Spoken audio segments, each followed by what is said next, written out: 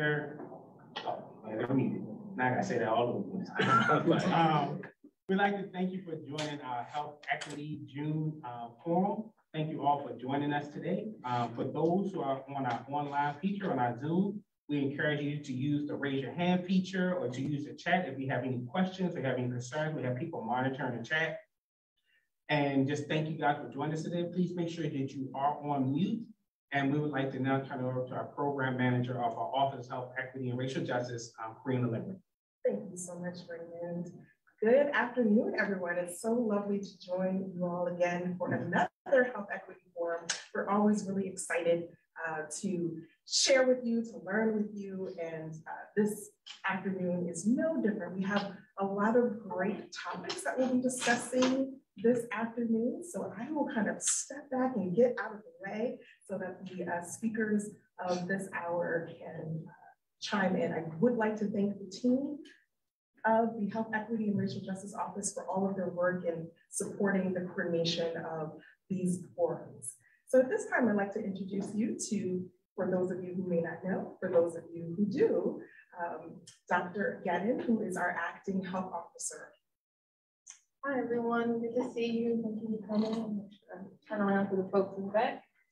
Excited about today's meeting and the information that's going to be shared. You'll see a bit of a focus up front on a couple of different things impacting maternal health. And so as a department, we are moving to do some different things in this space to prioritize those communities that are experiencing disparities. And so excited to see those two presentations and then really to listen in like everybody else to the panel discussion that's happening today. So good to see you all as usual. Thank you to the staff of the Health Equity and Racial Justice team for always pulling such a wonderful agenda together and working so hard to make sure we have a full meeting every month. So good to see everyone. Very much, Dr. Penn. So at this time, I'd like to turn your attention to Megan Pringle, who is our Director of Communications here at the Anne Arundel County Department of Health. She has many years of communications expertise, and she leverages that in her role here at Anne Arundel County Department to bring to all of you in our community accurate and key information. And so today she'll be talking about maternal health, which I am not an expert on. Hi, everyone. I'm Megan Pringle.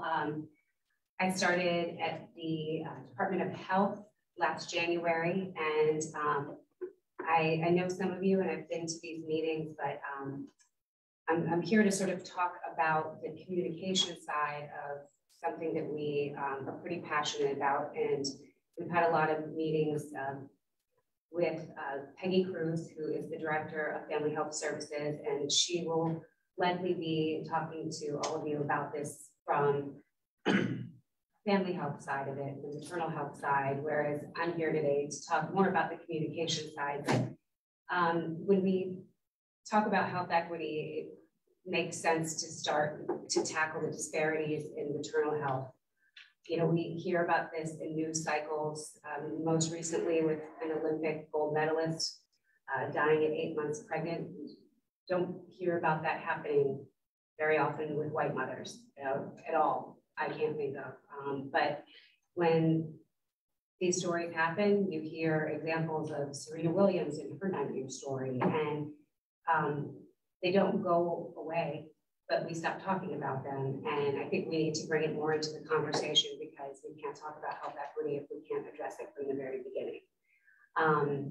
When you look at some of the data, and we have some slides that just sort of give you a broad overview of how things go, it's pretty stark. Black women are 3 times more likely to die of pregnancy-related causes than white women, and the same is for babies. So most pregnancy-related deaths in the United States are preventable. So, you know, it is a problem that is pretty deep and one that doesn't have an easy solution. So should I be, there we go. So this is sort of the beginning of the communication side of this and addressing the problems.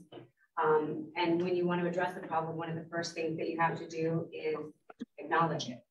So I just wanted to show you guys the data. I'm sure that a lot of you are pretty familiar with it when we look at how great the disparities are between Black and white mothers. And those complications aren't, sometimes they're after a pregnancy.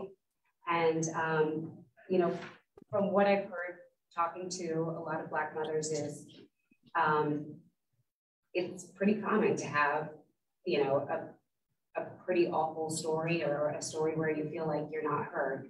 So we want to acknowledge the problem. If we could go to the first slide, just to look at some of the factors that exist, because there isn't one simple answer. Some of it is the variation in the quality of healthcare, underlying chronic conditions, there's structural racism, the social determinants of health, and then implicit bias. And so those are pretty big problems to solve, but if we don't start talking about it and acknowledging it, then we're certainly not going to. Also, in the United States, Black women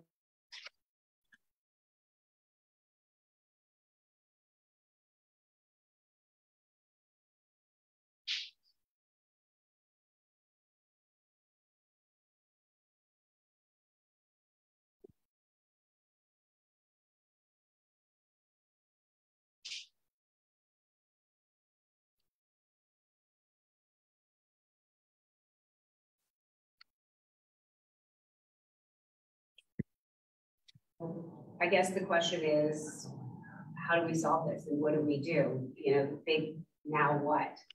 And that's sort of where you guys come in. I think we're going to need a community approach in looking at things and moving into a space where we've already held a dualist session, a listening session.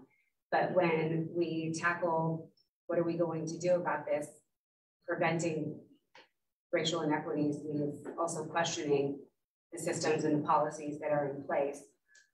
So from a communication standpoint, I think we're going to need to do a lot of outreach. We're going to need to do a lot of listening, a lot of creating materials that are helpful for mothers, and not just mothers, but also family members, partners.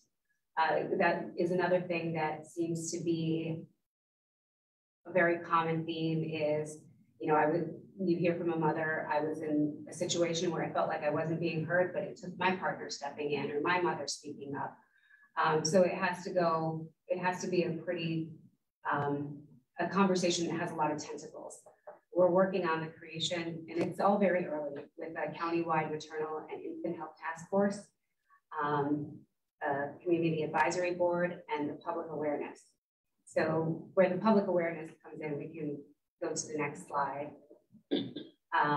Identifying outreach opportunities that are available and out there, promoting resources, creating useful materials, a call to action, and then public campaigns. And we've already started with a public campaign. You may have seen it on television, but it's kind of hard too when you want to start talking about this, and typically when you make a public service announcement, they have to be in 30 seconds or less. So how do you tackle a very complex problem that's difficult to solve? And Dr. Gedden and I had some conversations, and you know, at first I was like, could we talk to doctors? But if doctors are part of the problem, maybe initially that's not the best messenger. So why not a mother? There's a lot of power in stories. And that's one thing that I'm hoping that we can start to discuss is, you know, women and families that are willing to share their stories. So if you haven't seen it, this is what's airing right now on local television stations.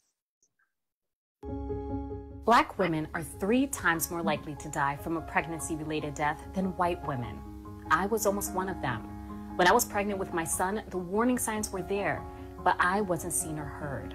1 week after having my son, I had a stroke. Yes. Let's empower Black mothers, promote health, and connect women to services that help build support. If you're pregnant, don't be afraid to make your voice heard.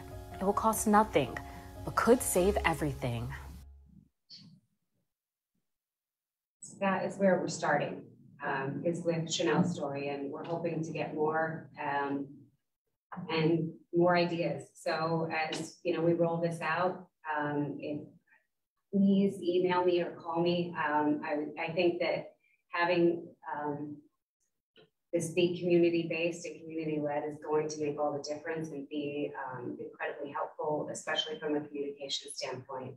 I think when people hear from an authentic messenger and the story is similar to theirs, I think it's really helpful. So, you know, if you have any questions or ideas, please let me know. It's very early, but it's something that we're really committed to and excited about.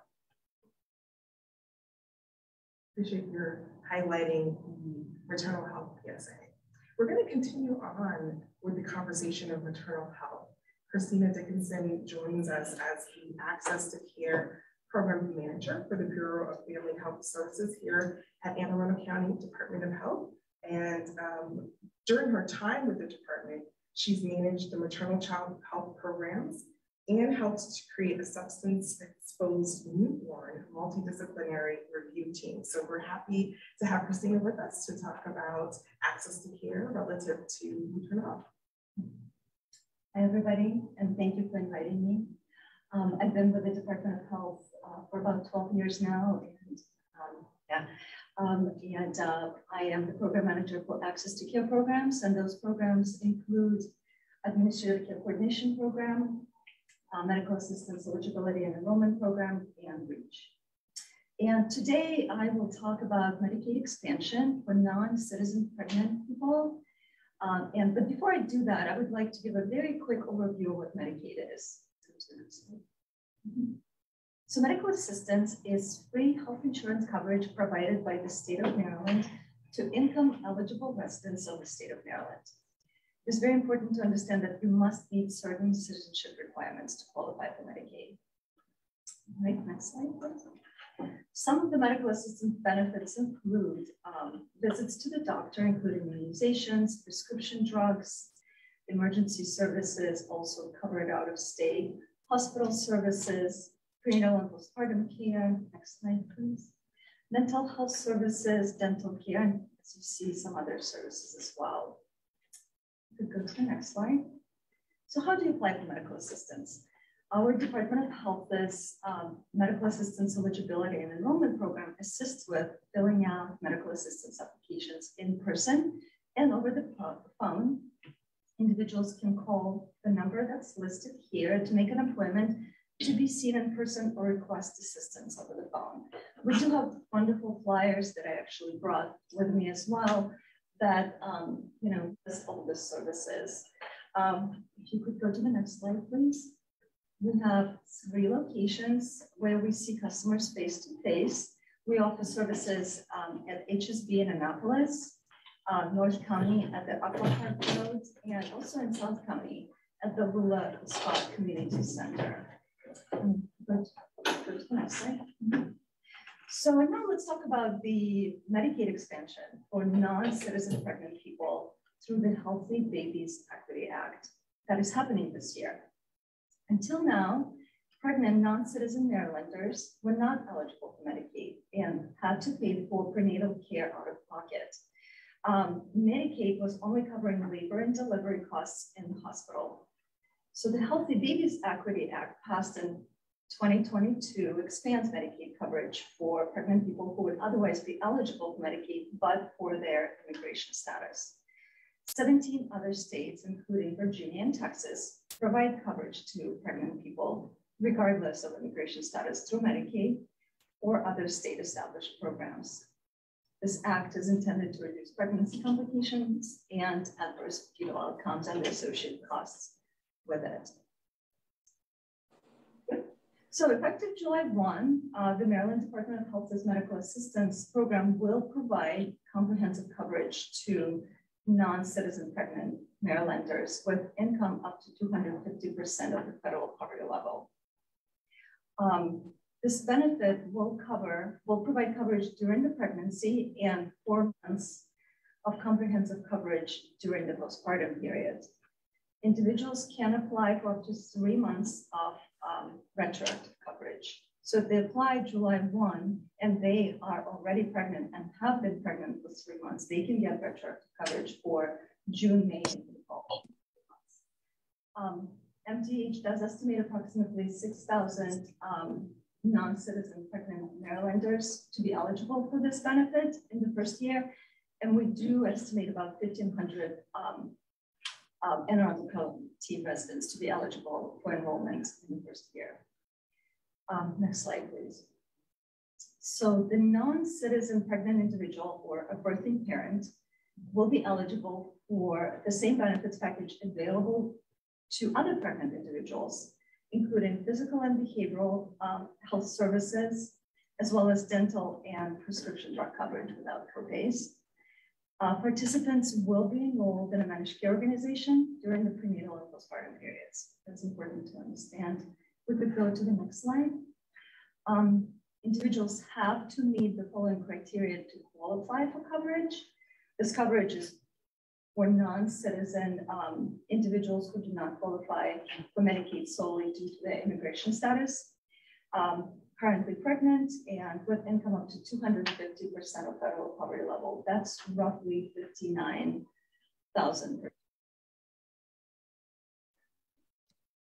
Individuals who currently qualify for emergency medical services due to pregnancy or EXOS 3 coverage group will be contacted by MDH to alert them of this new coverage opportunity.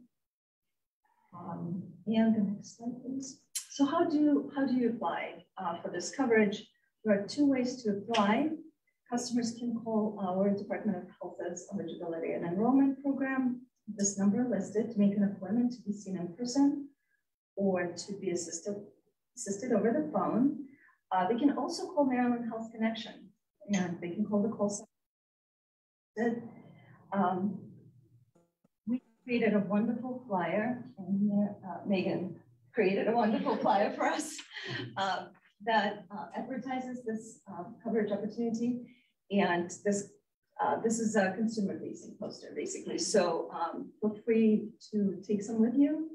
I will also send the file to Karina if you want to send the electronic file, but please advertise this coverage as much as possible and spread the word. We also have a pretty big campaign planned to alert people of this new coverage opportunity. So yeah, that's all I have. Any questions? Thank you so much, Christina. We invite your questions for either of our first 2 speakers, Megan, Christina. If you have questions online, feel free to put them into the chat and we will respond accordingly.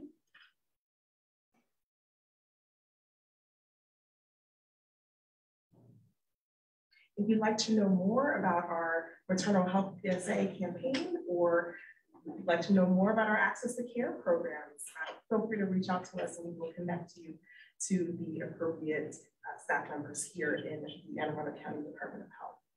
We're going to transition to talking about youth.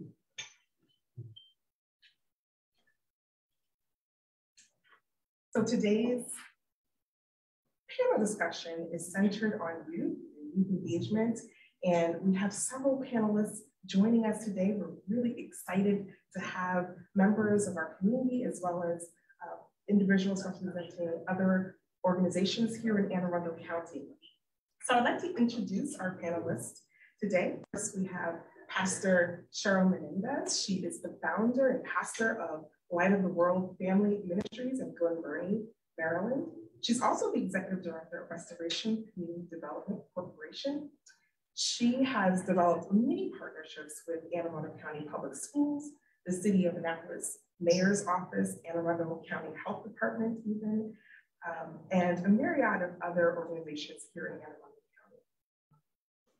Eric Brown is a father of 3, and he is an active community member who wishes to see improvements here in the community. Brown has done just that by gripping a megaphone to promote a message of peace and share resources in the Severn area of Anne Arundel County. Brown is considered a coach to many kids here in Severn, and He also is the lead of community support for Man Up, a youth-focused pilot program that was started in January through Kingdom Care. Furman Centeno is joining us online. He is the president of the International Hispanic Soccer League and Glen Burnie Soccer Academy. He immigrated to the United States at the age of 19 in 2003. And based on his love for his children and soccer, he started the Glen Burnie Soccer Academy in 2016 to train children 4 years and older. He is dedicated to directing the league for adults, young adolescents, and children who come to the Soccer Academy looking for the opportunity to play soccer. Kia Holder is the Deputy Program Integrationist at Community Action Agency of Anne Arundel County. She also heads up Youth Development Services and Health and Wellness programs. Her professional background is primarily in government. She also has experience as a certified Roma trainer and implementer, a racial healing circle facilitator, and a consultant with expertise in community needs assessment, strategic planning, board development, governance, program development, and evaluation. Bishop Charles Carroll was born in Baltimore, Maryland. He received his education right here in Anne Arundel County. He attended Frostburg State University and later graduated from Apostolic Christian College with Bachelor's of Arts in Theology. He started the PLUG program to positively impact youth development here in Anne Arundel County. Last but not least, we are joined by a youth representative.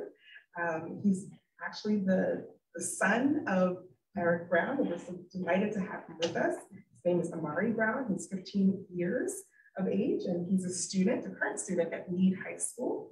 He's an athlete on the basketball and football team. I'm sure he got it from his father, who also loves sports. And he also serves as a volunteer with the Man Up program to rally and positively impact youth. So we are very delighted to have each of you here with us today. Thank you so much for carving out some time to join us.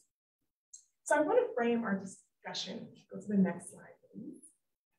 Frame our discussion with a conversation on who are you? Who are you? When we think about the definition of youth, there is no universal definition of who makes up youth. The United Nations defines youth as persons aged 15 to 24 years of age. But we know that the experience of being young can just substantially change. It varies across the world between countries and regions.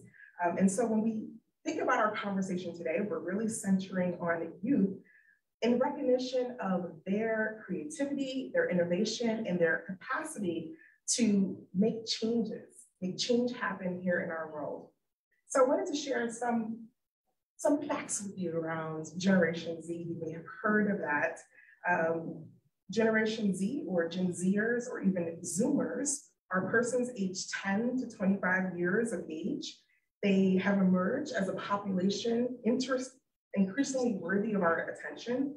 And on the screen, you'll see some data from the Pew Research Center. The Annie E. Casey Foundation shares 6 core characteristics of Generation Z, and I'm just going to frame our conversation by highlighting some of them. So when we think about Generation Z, a core characteristic is that they are racially diverse.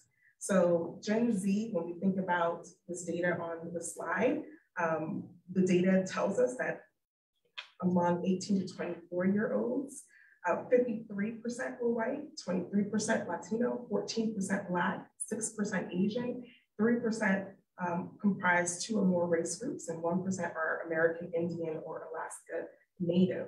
When we think about US youth, they're also our first digital natives. So what does that mean? That means that they were born into a world of peak technological advancement, where information is immediately accessible and social media is increasingly found and used everywhere. Gen Zers are also pragmatic and financially minded.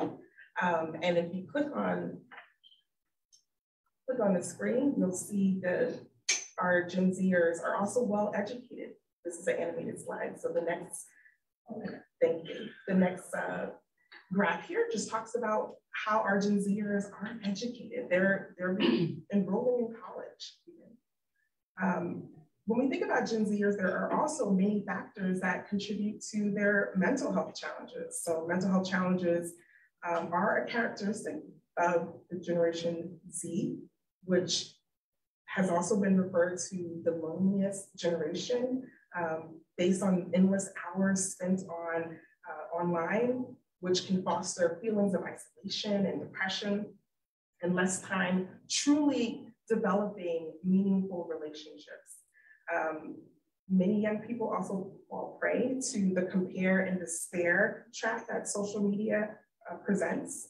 And Gen Zers are also impacted, incredibly impacted by just our turbulent state of the world. When we think about different issues from gun control to climate change to police brutality, all of this can be internalized in our young individuals, leading to an increase in stress. And lastly, if you click on the screen again, this next graph shows you about Gen Zers changing ideas about gender identity.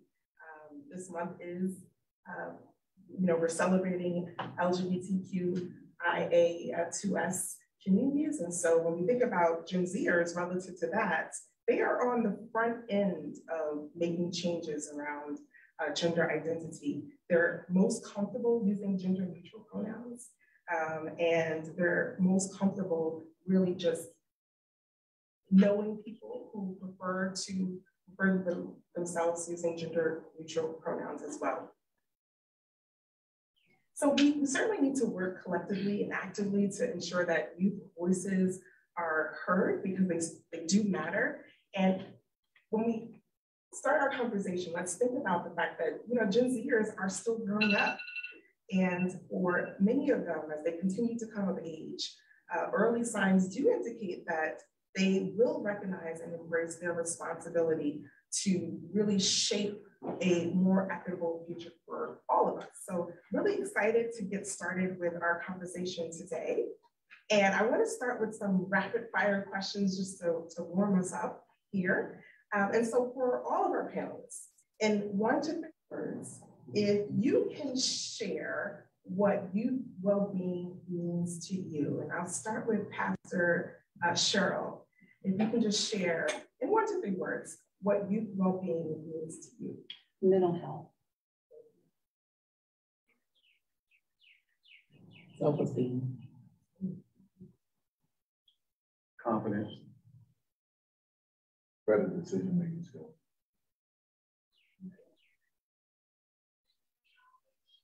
I see confidence too. Thank you. And our panelists online? Furman? Yes. Can you share in 1 to 3 words what youth well-being means to you? I'm sorry, I cannot hear you very well. Sure. Can you share in 1 to 3 words what youth well-being means to you? What means to me? Yes. About the youth, the program that I do for my community. So what does it mean when you hear youth well-being? What does that mean to you? To be in this meeting today. Youth well-being. We've heard confidence and self-esteem and mental health. What does it mean for youth to be as healthy as they can be? Oh,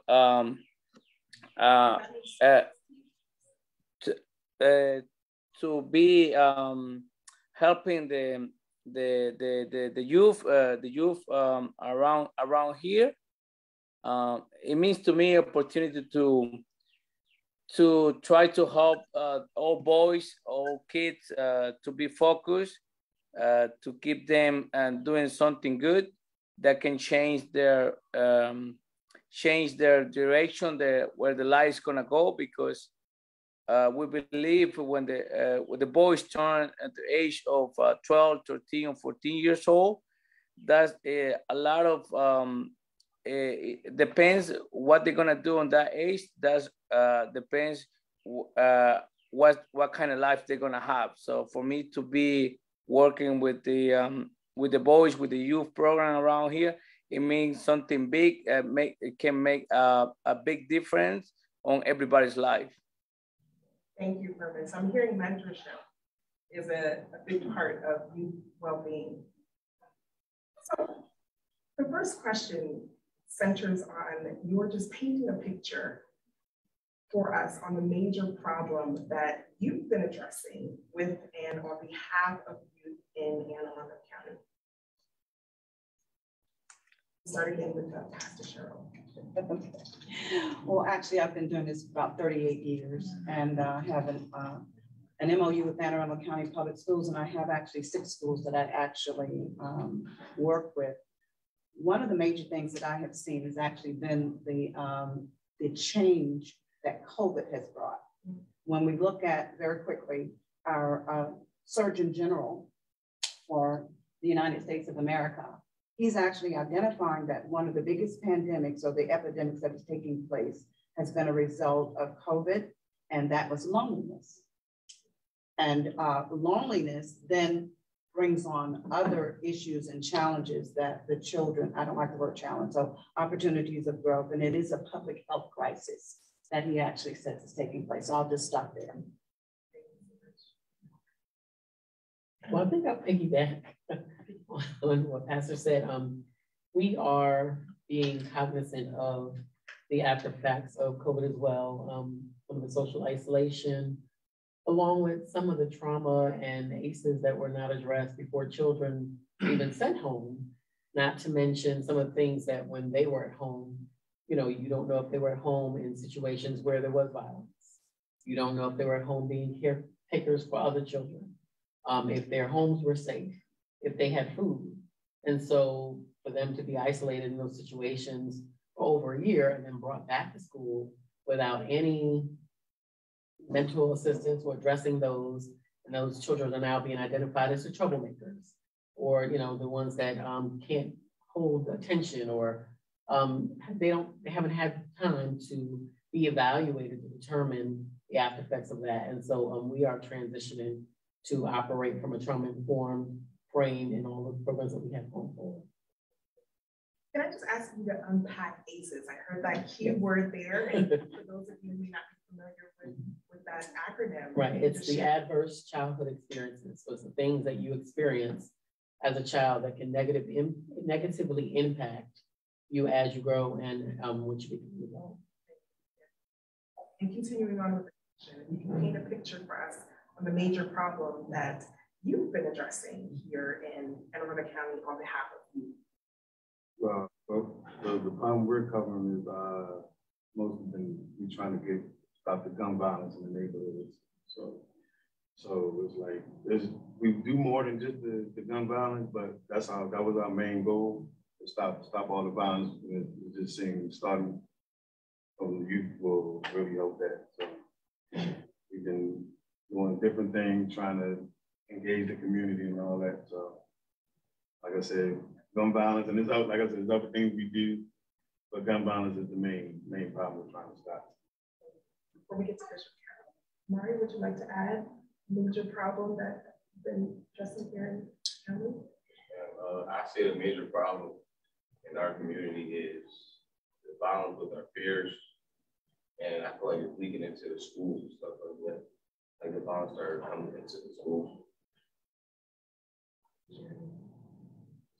So I've been addressing working with middle school kids from 5th, 6th, 7th, 8th grade, just trying to give them a safe space to come and learn about what they're going through in their world. Trying to like that we're having with the neighborhoods and different territorial lines.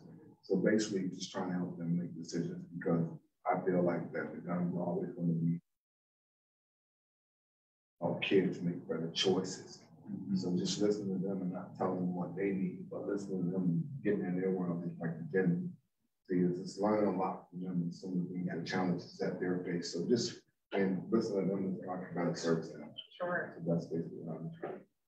And Furman, would you like to add about your role in Anne Arundel County to address the problem that you are facing?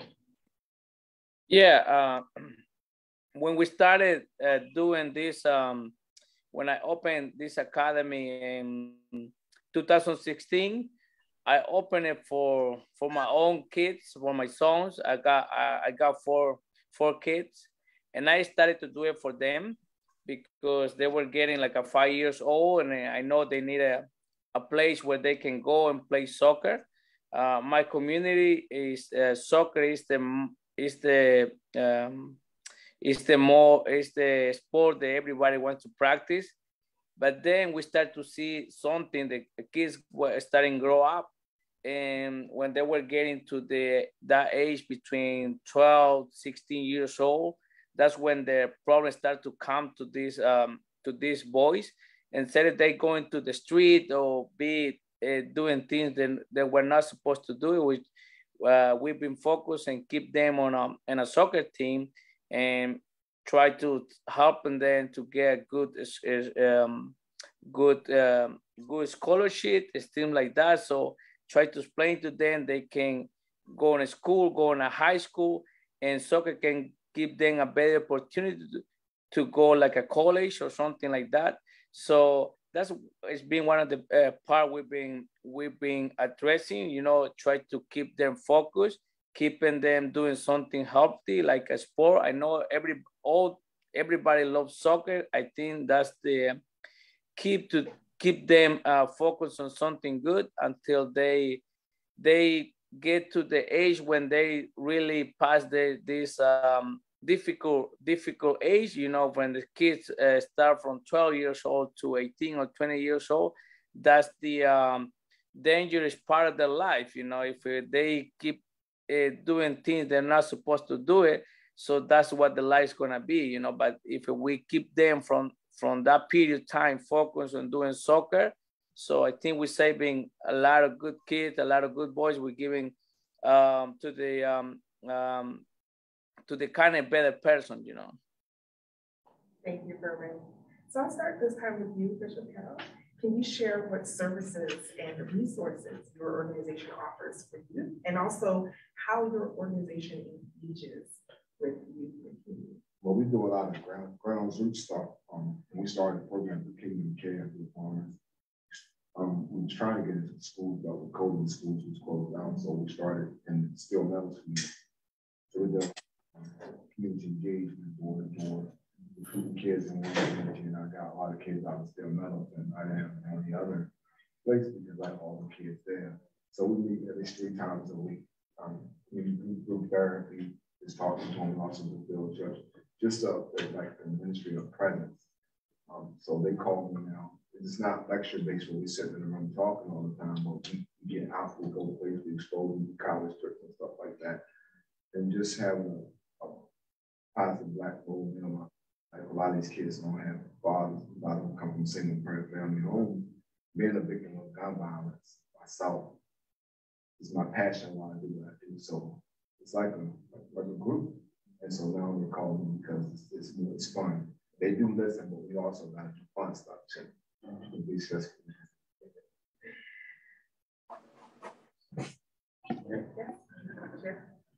Now, what was the question again? Sure. Can you share what services and resources? Well, right now we just we try to have different events for the youth out there. Like we did something called a color run. Did like a color run, a scavenger hunt, stuff like that. We did that for the youth.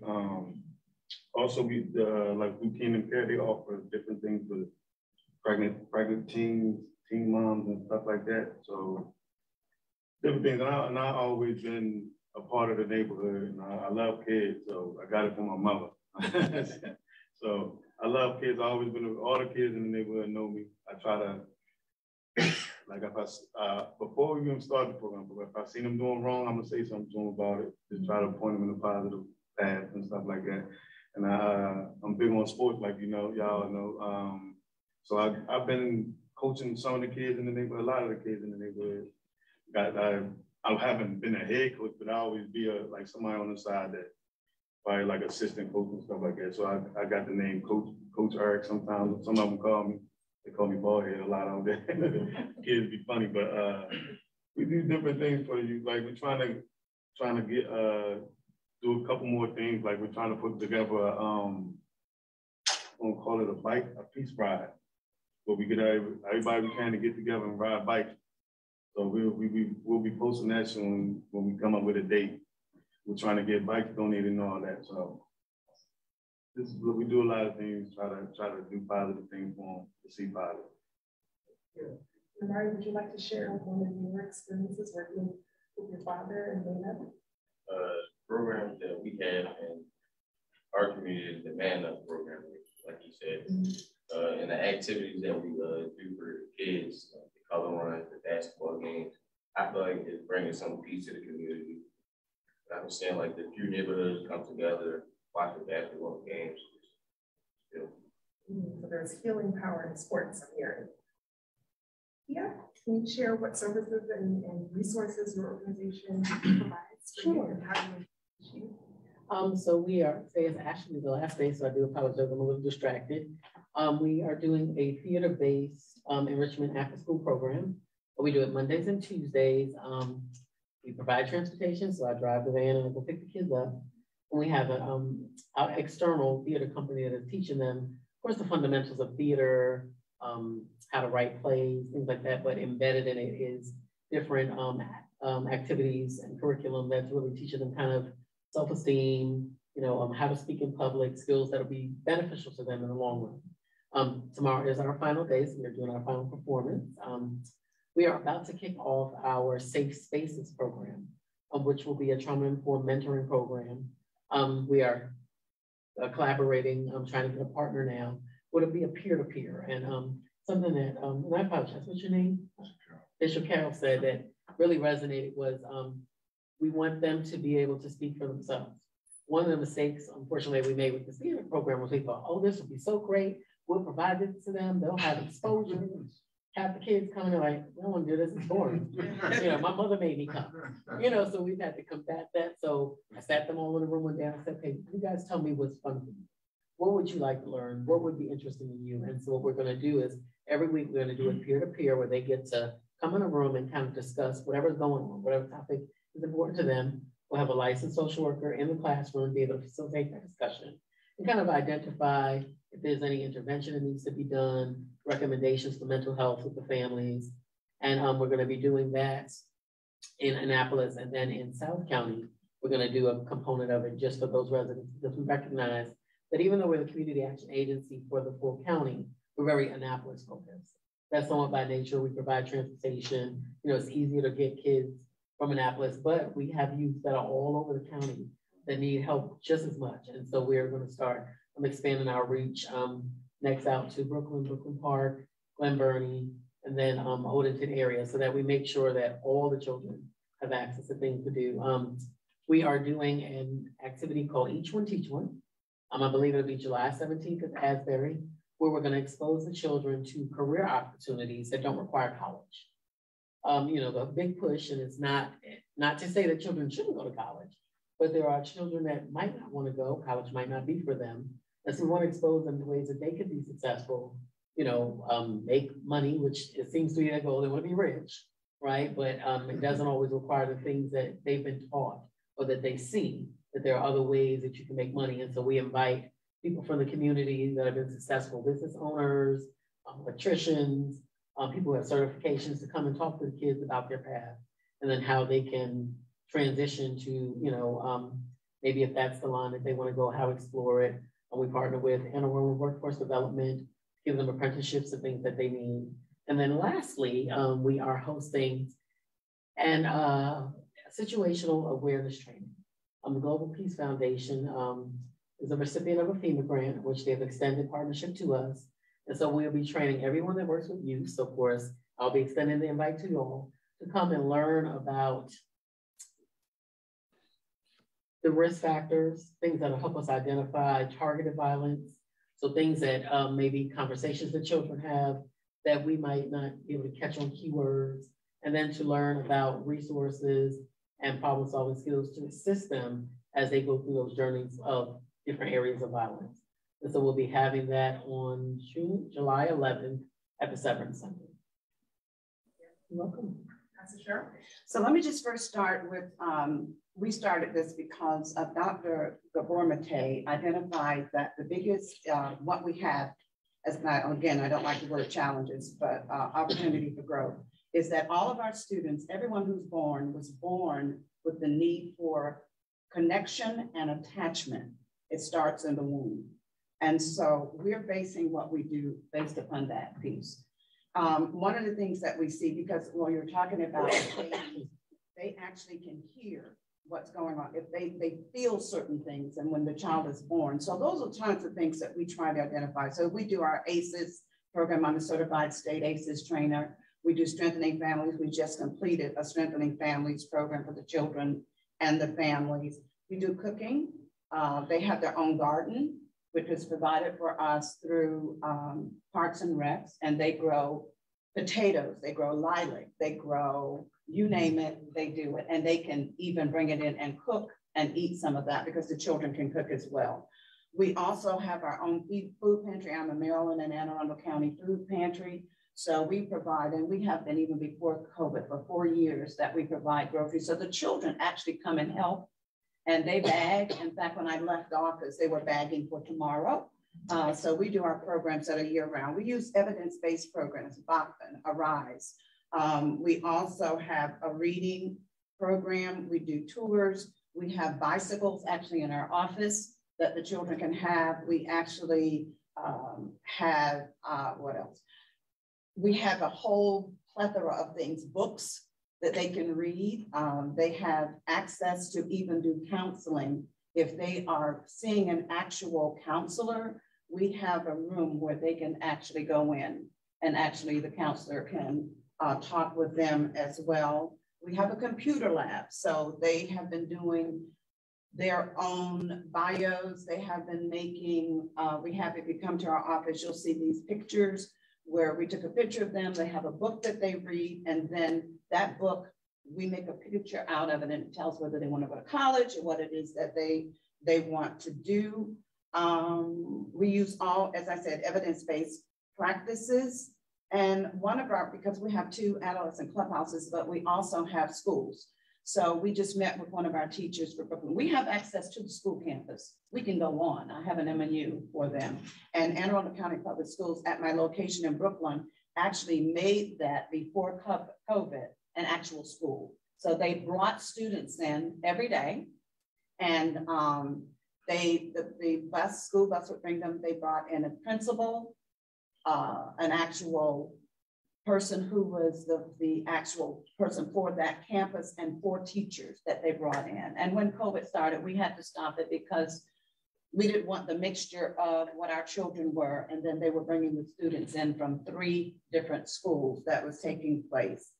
I think that might be, I'm probably missing a lot, but this, because we've been doing these programs, we've been in Anne Arundel County for over 38 years in what we're doing and being on the campuses. People sitting in this room actually worked with us and did some of these programs as well.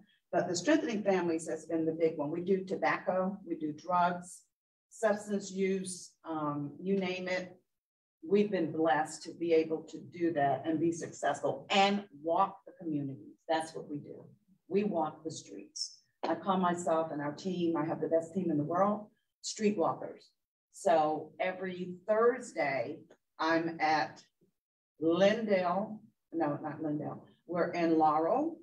We have a school on Laurel's campus. They have given us a building that we have 3 baby pantries between Laurel, Annapolis, Brooklyn Park, Glen Burnie. So to me, it's like having these children, but they're like mine. I call them all my babies, and I know they're not babies, but we have every race, every gender, you name it, we have them there. And they know that they're loved and cared for. And the biggest piece for us is to get the parents involved, to call and talk to parents, because there's so many things that are taking place with the students in our communities. And I just want to, I'll close with this. One of the biggest pieces that I see that frightens me and why we do what we do because of the increase in youth suicide. Just wanted to share that. Herman, would you like to add what your organization does to engage youth through sports? Yes, I said our goal is like to give the opportunity to kids, boys, all the youth to be doing something good. And we also, we try to help those boys to get here as immigrants, and they need some kind of time or activity to socialize with everybody. So we try to like give them opportunity to play soccer. And as we see, soccer is the way to keep them doing something good. So they got a good activity to spend their free time after school. And we have a lot of calls all over the county calling us for help. If we can help, they can bring their kids to participate on our program. We have kids from Annapolis. We got kids from Pasadena. We have kids from all over the county.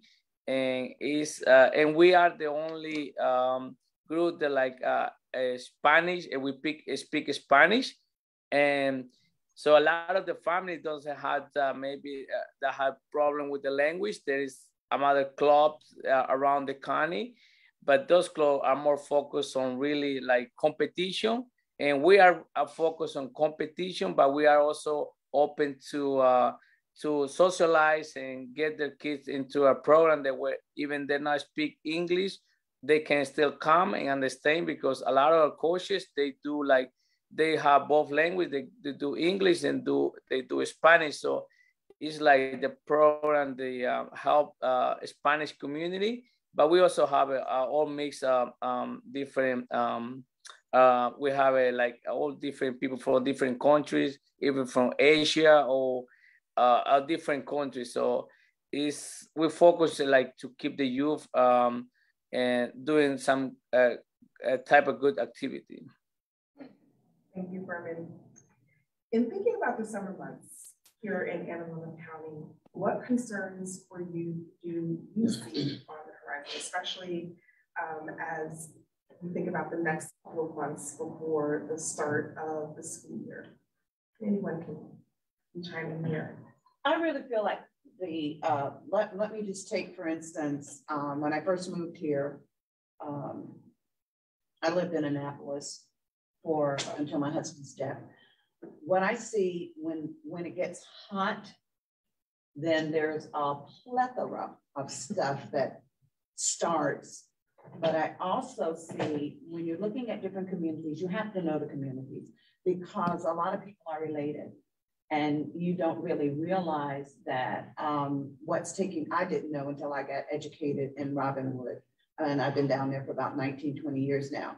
But what I see taking place is, again, I will go back to the piece of the loneliness or not the recognition that everybody wants to be popular. They want to be identified. They want to be, I'm somebody. And I said this to the chief of police. In fact, I should talk to him before coming here today.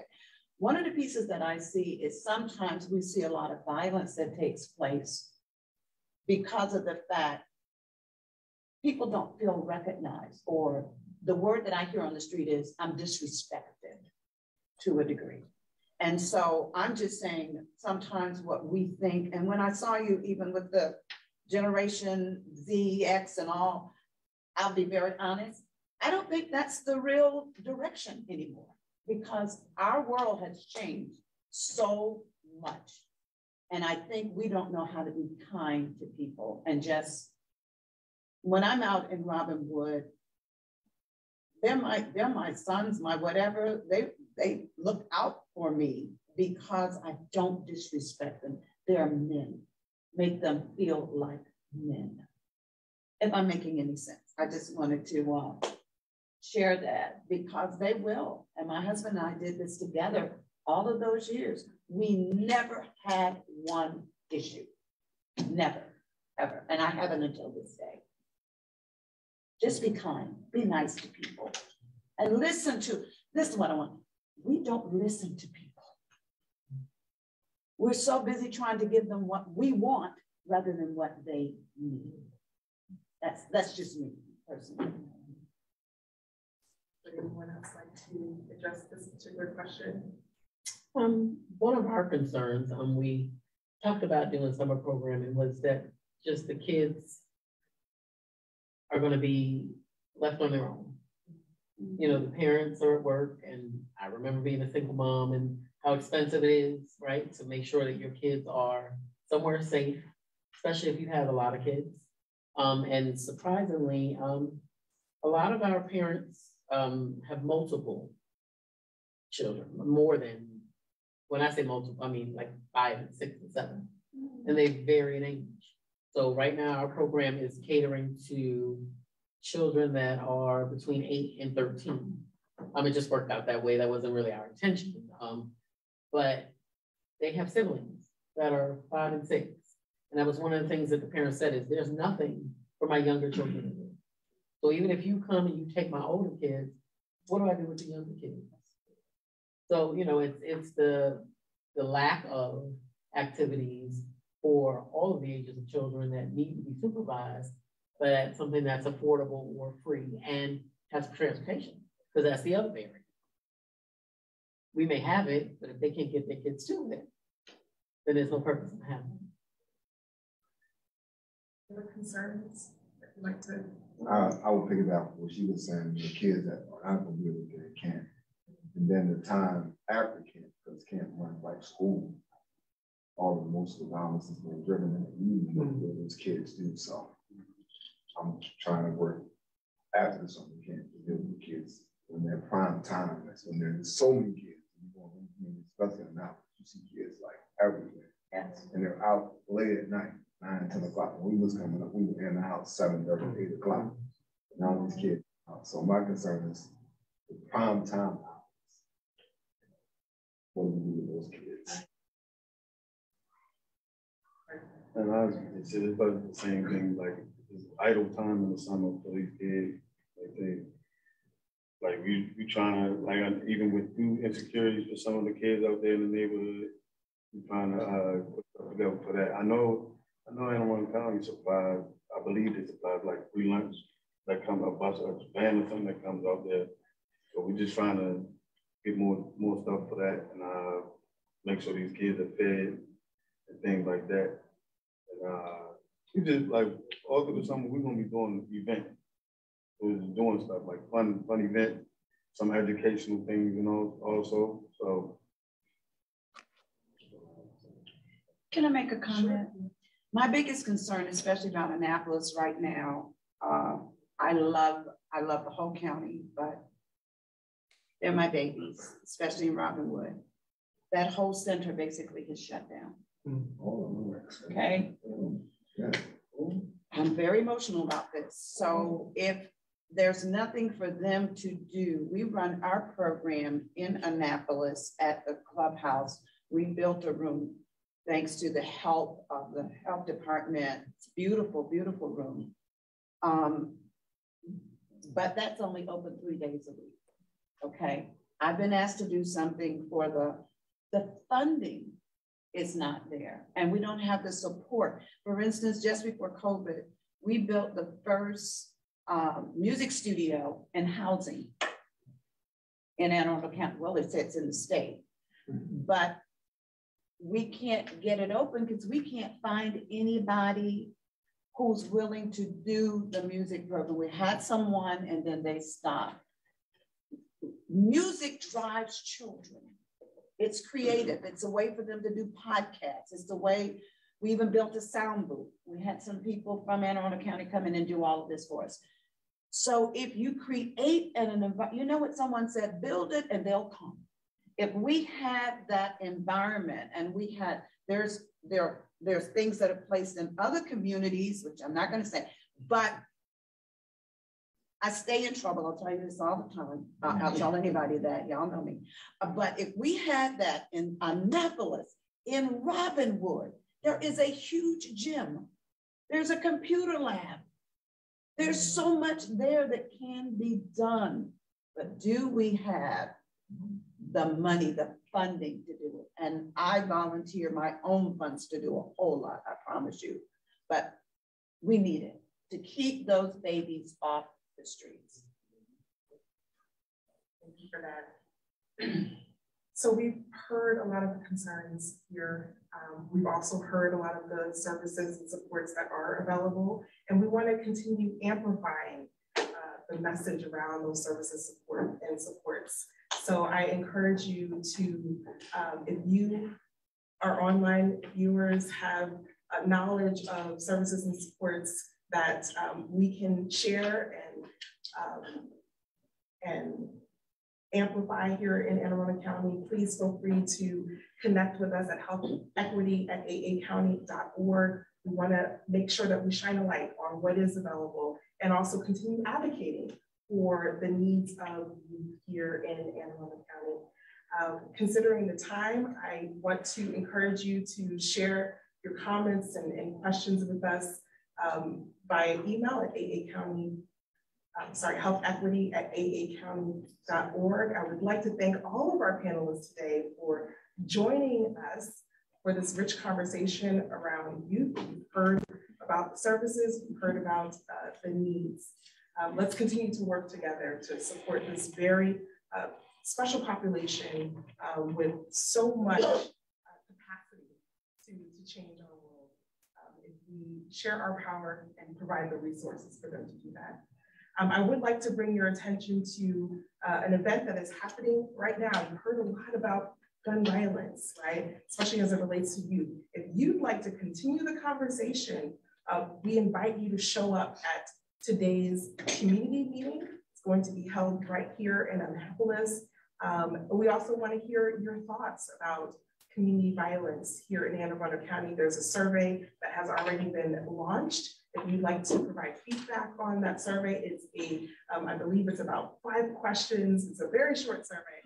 So we certainly want to hear all of your input on gun violence here in the community and what actions we can take. I do want to thank you for your time today. If you have any feedback for us, please feel free to complete our survey so we can learn about the different topics that you'd like to hear at each of our monthly health equity forums. We will not be meeting next month. It's going to be our summer break, but we will come back and join you in August, and we hope to see all of you here and online. Thank you so much, everyone. Thank you.